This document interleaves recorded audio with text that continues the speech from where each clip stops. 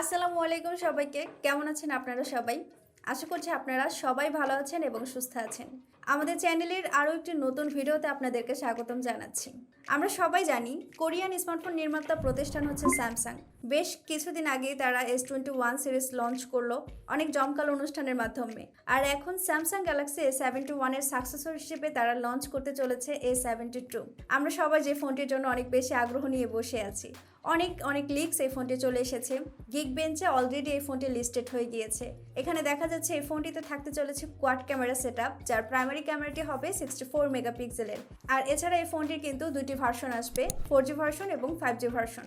আমাদের সাবকন্টিনেন্টে আশা করব 5G ভার্সনই যেন লঞ্চ করা হয়। আর এই যে 4G এবং 5Gর মধ্যে কিন্তু খুব বেশি একটা পার্থক্য থাকছে না, শুধুমাত্র প্রসেসর ছাড়া। এখন আসল কথা আসি, এই ফোনটি কবে আসবে, কত দাম নিয়ে আসবে, সেই সাথে আপনাদের জন্য কি অফার করছে আজকের এই ভিডিওতে বিস্তারিত আলোচনা করব।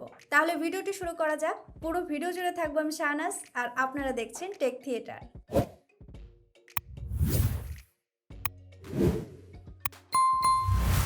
শুরুতে আমি কথা বলবো এই ফোনটির ডিসপ্লে, বিল্ড কোয়ালিটি এবং ডিজাইন নিয়ে। বিভিন্ন সূত্রে তথ্য মতে জানা গেছে এই ফোনটিতে থাকতে চলেছে 5 হল ক্যামেরা কাটআউট। আর যে ডিসপ্লেটা থাকবে এটা হচ্ছে 6.67 ইঞ্চির, সেই সাথে এটি হবে ফুল এইচডি প্লাস রেজুলেশনের। আর এই ডিসপ্লেটা হবে সুপার অ্যামোলেড ডিসপ্লে। স্যামসাং যাকে বলছে এটা হচ্ছে সুপার অ্যামোলেড প্লাস ডিসপ্লে। বলা যায় A71 এর ডিসপ্লে যেটা ছিল স্যামসাং গ্যালাক্সি A72তেও কিন্তু আমরা সেম ডিসপ্লে পেতে যাচ্ছি। তবে এখানে একটা জিনিস ভালো লাগছে, যেহেতু এখানে আমরা 5 হল ক্যামেরা কাটআউট পাচ্ছি, এই কারণে আপনি ফুল ভিউ এক্সপিরিয়েন্স পাবেন। আর আমরা সবাই জানি ডিসপ্লের রাজা হচ্ছে সুপার অ্যামোলেড, এটা নিয়ে কোনো কথাই হবে না। এর কোয়ালিটি কেমন অলরেডি আপনারা সবাই জানেন। আর সেই সাথে ফোনটিতে যেহেতু সুপার অ্যামোলেড ডিসপ্লে থাকছে, তাই এখানে আপনারা ইন ডিসপ্লে ফিঙ্গারপ্রিন্ট স্ক্যানারও পেয়ে যাচ্ছেন। আর বিল্ড ম্যাটেরিয়াল হিসেবে এখানে মনে হচ্ছে স্যামসাং ব্যবহার করবে পলিকার্বনেট প্লাস্টিক।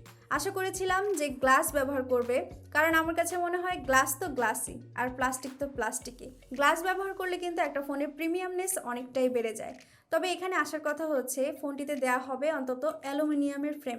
আমার মতে যদি অন্তত অ্যালুমিনিয়ামের ফ্রেম থাকে তাহলেও কিন্তু দেখতে অনেক বেশি প্রিমিয়াম লাগে। আর ফোনটির ব্যাক পার্টে ক্যামেরা যে ডিজাইনটা দেওয়া হয়েছে, আমার কাছে ক্যামেরার ডিজাইনে মনে হয়েছে নতুনত্ব কিছু নেই, অ্যাভারেজই লেগেছে। তবে আশা করব এর ডিসপ্লে সেক্টরে পারফরমেন্স ওভারঅল ভালো হবে। এই ফোনটি যে 5G ভার্সন থাকবে, এখানে প্রসেসর হিসেবে দেওয়া হচ্ছে কোয়ালকমের স্ন্যাপড্রাগন 750G। হ্যাঁ, আপনারা এই প্রসেসর সম্পর্কে অনেকেই জানেন, কারণ বেশ কয়েকটি ফোনেই কিন্তু এই প্রসেসরটি ব্যবহার করা হয়েছে, যেমন মোটো G5G, শাওমি Mi 10i এবং রেডমি নোট 9 প্রো এর মতো বেশ কয়েকটি স্মার্টফোনে আপনারা দেখেছেন এই সেম প্রসেসরটি ব্যবহার করা হয়েছে। এবং অলরেডি আপনারা জানেন এই প্রসেসরের পারফরমেন্স কেমন। প্রসেসরের পারফরমেন্স নিয়ে নিঃসন্দেহে বলা যায় One UI এর সাথে আপনি ভালো পারফরমেন্স পাবেন। সেই সাথে এই ফোনটি যে 4G ভার্সন, এখানে কিন্তু আপনারা প্রসেসর হিসেবে পাবেন কোয়ালকমের স্ন্যাপড্রাগন 720G। তো আমি আশা করব এই সাবকন্টিনেন্টে অবশ্যই যেন স্যামসাং 5G ভার্সনটাই নিয়ে আসে। আপনাদের কি মতামত সেটা অবশ্যই কমেন্ট করে জানাবেন। আর এই ফোনটির ক্যামেরা সেক্টরে দেওয়া হচ্ছে কোয়াড ক্যামেরা সেটআপ, যেখানে প্রাইমারি ক্যামেরাটি থাকবে 64 মেগাপিক্সেলের। এছাড়া এখানে আপনারা পাবেন 12 মেগাপিক্সেলের একটি আলট্রা ওয়াইড অ্যাঙ্গেল লেন্স, 5 মেগাপিক্সেলের ম্যাক্রো লেন্স এবং 5 মেগাপিক্সেলের ডেপথ সেন্সর। আমার মতে এখানে কিন্তু শুধু নাম্বার না, কারণ স্যামসাংয়ের যে ক্যামেরার কোয়ালিটি অন্যান্য ফোন কোম্পানি চাইতে অনেকটাই বেটার হয়, কারণ স্যামসাংয়ের ক্যামেরার অপটিমাইজেশন অনেকটাই ভালো। আর এছাড়া এই ফোনটির আপনারা ফ্রন্টে পেয়ে যাচ্ছেন 32 মেগাপিক্সেলের সেলফি ক্যামেরা। আর ফ্রন্ট এবং ব্যাক উভয় ক্যামেরা দিয়ে আপনারা 4K ভিডিও শ্যুট করতে পারবেন আপ টু 30 FPS পর্যন্ত। এছাড়া ক্যামেরা যে ফিচার্সগুলো রয়েছে সবগুলো এখানে ইনক্লুড করা আছে। আর এই ফোনটির ব্যাটারি সেগমেন্টে দেওয়া হচ্ছে 5000 mAh এর একটি ম্যাসিভ ব্যাটারি, সেই সাথে 25 ওয়াটের ফাস্ট চার্জিং সাপোর্ট।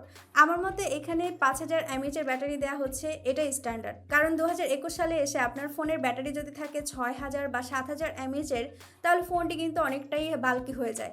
আপনি যখন হাতে নিয়ে ব্যবহার করবেন তখন হ্যান্ড ফিলিং মনে হবে যে আসলে আমার হাতে কি আছে। আর সেই সাথে যখন একটা ফোনে এত মোটা ব্যাটারি থাকে, ফোনটির প্রিমিয়ামনেস কিন্তু হারিয়ে যায়। আমার মতে এখানে যেহেতু 5000 mAh এর ব্যাটারি ব্যবহার করা হবে, এজন্য ফোনটা দেখতেও বেশ প্রিমিয়াম লাগবে এবং আপনি যখন ব্যবহার করবেন তখন আপনিও কমফোর্ট ফিল করবেন।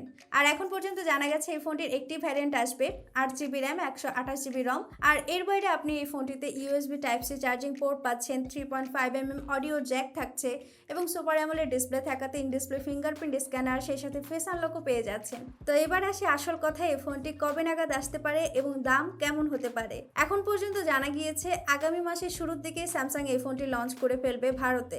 আর আমাদের বাংলাদেশে আসতে আসতে তো 2-3 মাস লেগে যায়। আমরা সবসময় দেখি বাংলাদেশে যে ফোনগুলো অফিসিয়ালি লঞ্চ করা হয় এগুলো কিন্তু অনেকটাই পরে আসে। অনেকেই আগ্রহী থাকে যে এই ফোনটি আমি কিনবো, এই ফোনটি কিনবো, অফিসিয়ালি আসে না বলে কিন্তু অনেকে অন্য ফোন কিনে ফেলে বা এটাই আনঅফিসিয়ালি কিনে ফেলে। তো আমিও চাইবো অফিসিয়ালি বাংলাদেশে যেন স্যামসাং তাড়াতাড়ি এই ফোনগুলো লঞ্চ করে ফেলে। আর প্রাইস নিয়ে বলতে গেলে আপাতত মনে হচ্ছে ভারতে হয়তো এই ফোনটির প্রাইস হবে 30,000 রুপির আশেপাশে, আর বাংলাদেশে আসলে 40,000 টাকার মতো হয়ে যাবে। আশা করব ঠিকঠাক দামে যেন আমাদের বাংলাদেশেও লঞ্চ হয় এবং আমরা খুব শীঘ্র যেন এই ফোনগুলো পেয়ে যাই। আর আপনাদের কাছে কি মনে হয় আমাদের সাবকন্টিনেন্টে 4G ভার্সন আসবে নাকি 5G ভার্সন আসবে? অবশ্যই কমেন্টের মাধ্যমে জানাবেন, কারণ কমেন্ট বক্স কিন্তু আপনাদের জন্য খোলা রয়েছে। আপনাদের কি মতামত এই ফোনগুলো নিয়ে সেটা অবশ্যই কমেন্টের মাধ্যমে জানাতে পারেন। তাহলে আমরা বুঝতে পারবো আপনাদের আসলে কি চিন্তাভাবনা স্মার্টফোনগুলো নিয়ে বা আপনাদের কোন কোন বিষয় আগ্রহ রয়েছে। তাহলে সবাই কমেন্ট করতে থাকুন। সবাই খুব ভালো থাকবেন। আপনাদের সাথে আবারও দেখা হবে পরবর্তী ভিডিওতে। আল্লাহ হাফেজ।